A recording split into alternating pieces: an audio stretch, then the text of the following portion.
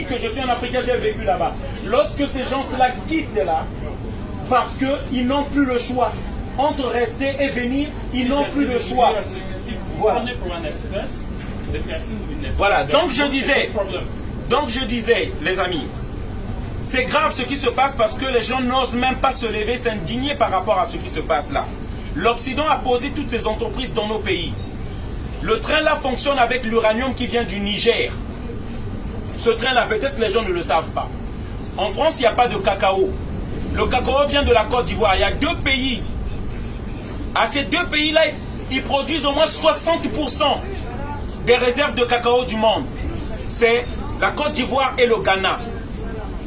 Mais ces agriculteurs qui sont là-bas, ils ne vivent même pas dignes. 1 kilo de cacao, vous l'achetez en Côte d'Ivoire même pas à 1 euro. Mais ici, nous, les grammes qu'on nous met dans des tasses de café, ça nous coûte 2 euros. Voilà la réponse déjà de la misère qu'on impose aux Africains. On trouve le meilleur chocolat et les plus grands chocolatiers en Suisse, alors qu'ils n'ont pas de cacaoyer. Voilà le drame de l'Afrique. Lorsque nous parlons de la RDC, c'est le pays où nous trouvons le coltan que nous avons dans nos portables. Lesquels qui travaillent dans les mines. Ce sont des enfants qu'on opprime. Et les gens, nous avons des portables tranquilles.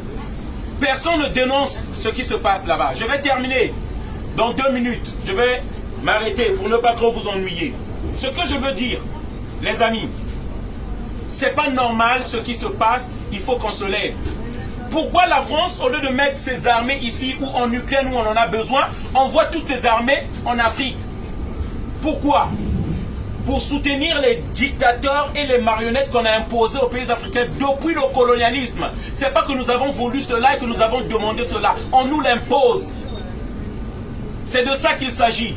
Lorsque vous voyez la majorité des présidents africains, on pense qu'on est libre, on vit dans des pays. Non, c'est des marionnettes à la tête de nos pays.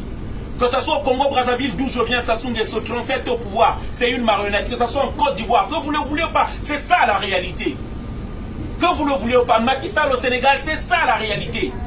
Je n'ai rien contre Macky Sall, je n'ai rien contre Ouattara, je ne suis pas ivoirien ou sénégalais, mais je vous raconte la réalité. On pompe les richesses d'Africains pour faire le luxe du français ici. Vous avez remarqué juste que le prix du carburant a augmenté parce qu'un peu la Russie a fermé.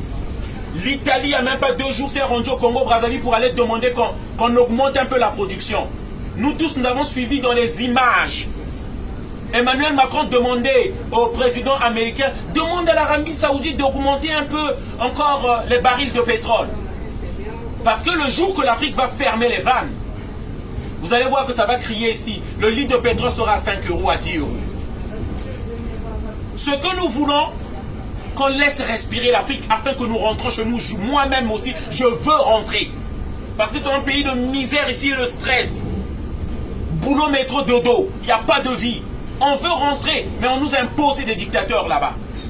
Voilà le message et l'éveil de conscience que je voulais apporter aux gens, si peut-être que vous n'y pensez pas. Nous avons des portables de 100